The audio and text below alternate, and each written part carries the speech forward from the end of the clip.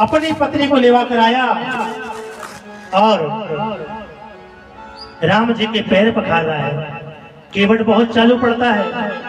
केवट क्या कहता है राम जी से, प्रभु आपका बैलेंस नहीं बन पा रहा है, आपका बैलेंस नहीं बन पा रहा है। क्यों? क्योंकि आप एक चरण में खड़े हैं ना। मैं आपसे आग्रह करता हूं, मैं आपसे आग्रह करता हूं कि एक हाथ मेरे पत्नी के सर पे रख दो, दूसरा मेरे सर पे रख दो, आपका बैलेंस अच्छा बना रहेगा। तो मेरे राम जी ने एक हाथ केवट के सर पे रखा, दूसरा हाथ उनकी पत्नी के सर पे रखा और राम जी के पैर पखारा गया। उसके बाद में मेरी माँ जानकी नाम बैठी, उसके बाद राम जी बैठे, उसके बाद लक्ष्मण जी बैठे। तीन नाव में बैठकर निषाद राज्य केवट गंगा पर घुमा रहा है नाव को। लक्ष्मण जी कहते हैं, सुन भाई केवटे के बाद बता। बोले प्रभु बताइए क्या बात है, हमें तू गंगा पर घुमा रहा है, हम परेशान हो गए, हम परेशान हो गए, पर तू परेशान नहीं होता क्या?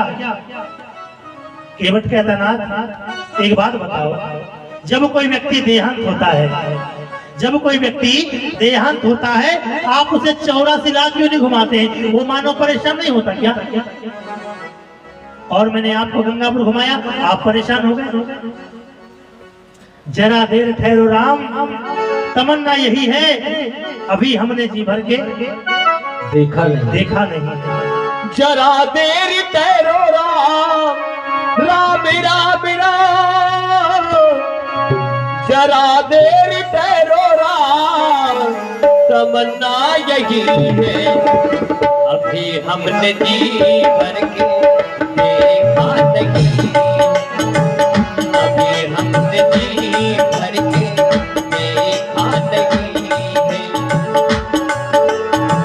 जरा देर ठहरो राम, राम राम राम, जरा देर ठहरो राम, तमन्ना यही है, अभी हमने जी भर के देखा नहीं है, अभी हमने जी भर के देखा नहीं है।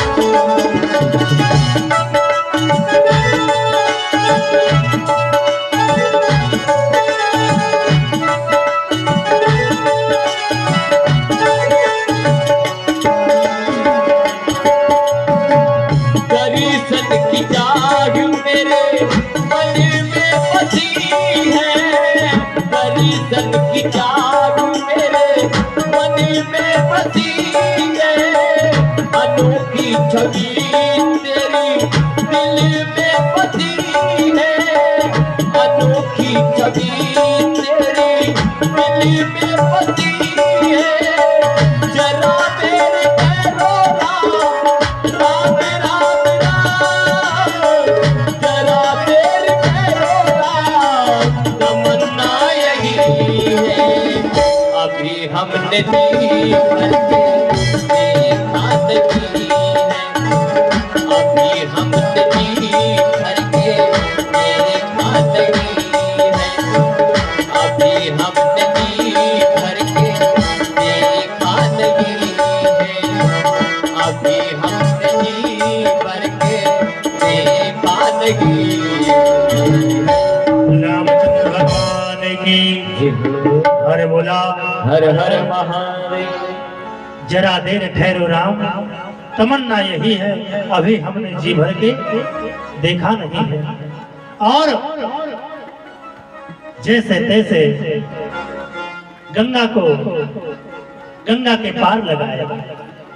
और जब मेरे राम जी उत्तराई देने लगे,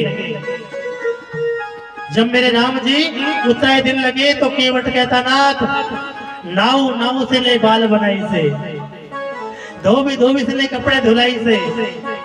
नाथ, जब नाई के द्वार जाता है ना तो बाल बनाने के पैसे नहीं लेता। जब धोबी के द्वार जाता नाथ, कपड़े धोने के पैसे नहीं लेता।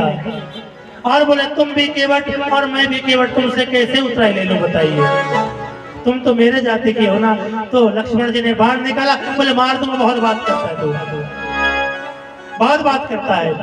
तो केवट ने कहा इससे अच्छा मौका क्या हो सकता है, जिस तरह आपने गिद्ध को उतारा उस तरह मुझे भी उतार देना। प्रभु एक बार बताइए, जिस तरह आपने अहिल्या को उतार दिया उस तरह बताइए तार, वो तो पत्थर शिला थी। मैंने तो कहा था कहूं तुम्हारे मरम में जाना। मैं इसलिए मरम को जानता था क्योंकि मैंने सुना था, देखा नहीं था। क्योंकि कहते हैं कि जब तक ना देखे अपने नैना और मत मानो तुम किसी का कहना। वरनाथ आपकी बात तो मैंने सुन लिया था, तो आपकी बात मान लिया। बोले क्या? छुअत शिला भाई नारी सिवाय, आपकी परछाई से एक गौतम नारी अहिल्या एक पत्थर शिला थी जो नारी बन गई, और मेरी नाव तो रात दिन जल में डूबी रहती। ये भी नारी ना बन जाए, क्योंकि हमारे बुजुर्ग कहते हैं ना कि जिसके द्वार पर कचरा नहीं है तो मुर्गी पाल लो। जिसके द्वार पर कचरा नहीं है तो मुर्गी पाल लो, और झगड़ा नहीं है तो मैया झगड़ा नहीं है तो क्या करना पड़ेगा, दो बना लो। तो हे श्रोता बंधु, इसलिए कह दिया कि जब आपकी परछाई अगर पड़ जाएगी तो ये तो मेरी नाव नारी बन जाएगी, और जब नारी बन जाएगी एक तो घर पे नहीं संभल रही है, मैं दूसरी कहाँ संभालूंगा। इसलिए कह दिया था कि कहूं तुम्हार मरम में जाना। ये तो बात छोड़ो, जब आपको मैंने गंगा पार कराई और आप उत्तर दे रहे मैं नहीं लूंगा। बोले क्यों? नाथ आप मेरे घाट में आए तो मैंने आपको गंगा पार करा दिया, जब मैं तुम्हारे घाट में आऊंगा नाथ मुझे भी आप पार करा देना, मेरी यही इच्छा है। और आगे चले हैं मेरे राम जी, लक्ष्मण जी और माता जानकी, और अग्निदेव के पास में माता जानकी को रखा और परछाई लेकर भगवान लीलाएं किए। रावण के घमंड को तोड़ने के लिए पहुंचे, क्योंकि माता सीता को रावण छू नहीं सकता था। अगर वो छू लेता तो जल के राख हो जाता। परछाई लेकर रावण पहुंचा है, और मेरे राम जी उसी परछाई की खोज में पहुंचे हैं। और इतने में कुंभकर्ण सामने युद्ध करने आया, और कुंभकर्ण मारा गया। कुंभकर्ण की पत्नी आई सामने, कनाथ मेरे पति को आपने गति दिया, मेरे पति मांग क्या रहे थे, मिला क्या? कुंभकर्ण की क्या मांग थी? इंद्रासन। उसकी क्या मांग थी? इंद्रासन की। मगर मिला क्या? निंद्रासन। मांग थी इंद्रासन की, मिला निंद्रासन। कुंभकर्ण की पत्नी कौन थी?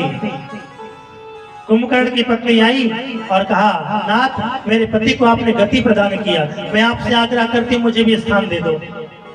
तो भगवान ने कुंभकर्ण की पत्नी को स्थान दिया। कहा देवी जहां पर यज्ञ होगा, जहां कथाएं होगी, आओगी पहले जाओगी बाद में।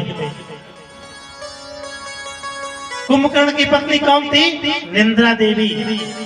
निंद्रा देवी जहां भी कथा होती है ना, जहां भी यज्ञ होता है, कोई ना कोई व्यक्ति मुंह फाड़ता है, कोई ना कोई मुंह फाड़ेगा, कोई संशय नहीं। और निंद्रा देवी को भी स्थान दिया गया। इतने में भगवान ने रावण को गति का समय आया। जाते जाते रावण ने कहा नाथ मैं तुमसे करबद्ध निवेदन करता हूं कि मेरी बात आप सच करके दिखाना। तो रावण ने राम जी ने इस कली काल में जो बातें थी सत्य करके दिखाया। पहली बात कौन सी थी कि आकाश के लिए सीढ़ी, आकाश के लिए सीढ़ी क्या आया, हेलीकॉप्टर आया, सीढ़ी फैलाया, आकाश की परिक्रमा हो गई। पहला प्रमाण है रामचरितमानस का। दूसरा प्रमाण, पहले पुष्पक विमान था, पहले पुष्पक विमान था और आज क्या है, हेलीकॉप्टर हो गया। प्रमाण दूसरा। तीसरा प्रमाण, आग में धुआं नहीं, आग में धुआं नहीं। बताइए श्रोताओं क्या है, आपके घर आ गया सिलेंडर गैस और जाते जाते रावण ने महिलाओं के लिए कड़वा शब्द कहा। मेरी माताएं, ये बात कड़वी लगे, क्षमा चाहता हूं इस बात के लिए। पुरुष के लिए नहीं कहा है, महिलाओं के लिए। रावण ने रावण संहिता में, रामचरितमानस में संक्षेप में लिखा है और रावण संहिता में क्या लिखा है, रावण ने क्या कहा है कि हे नाथ, जिस तरह आपने मुझे गति की बात है, मैं जानता था नाथ की मेरे ललकार से माता सीता का जन्म हुआ है, क्योंकि सप्तऋषियों की सेवा करती थी कौन, मंडोदरी।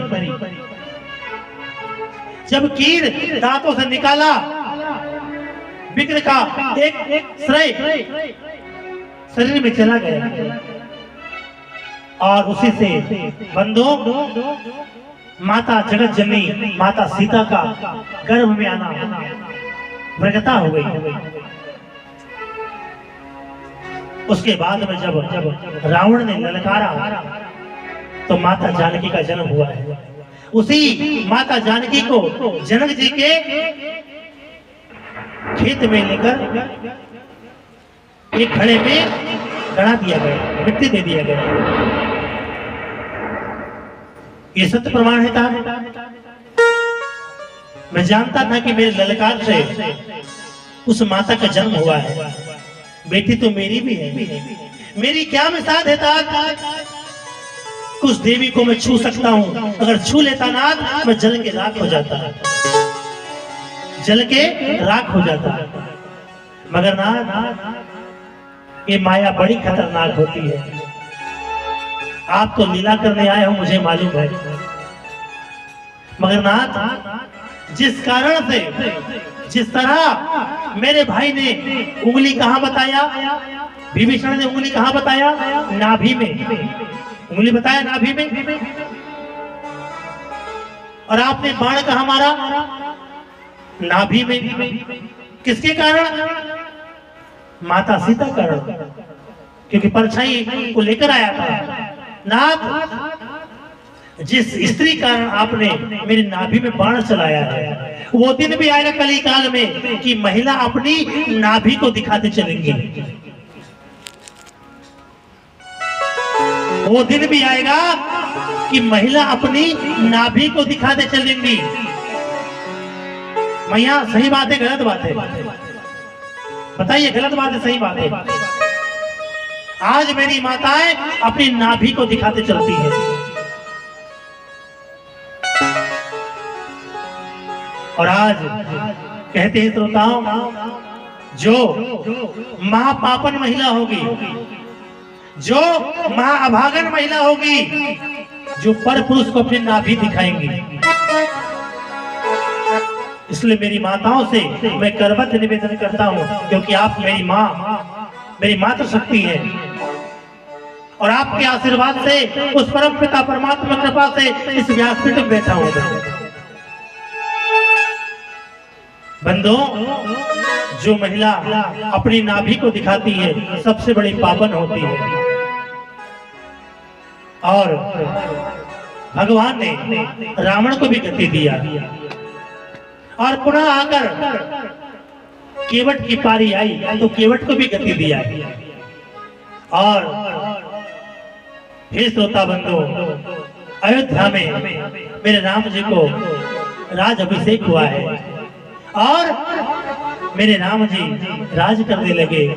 बोलो रामचंद्र भगवान की, बोलो हनुमान जी महाराज की। जय जय श्री राम, श्री राम, जय जय श्री राम। जय श्री हर बोला, हर हर महादेव, हर बोला। हर महादेव। हे श्रोता बंधो, मैंने आपको संक्षेप में कथा सुनाई।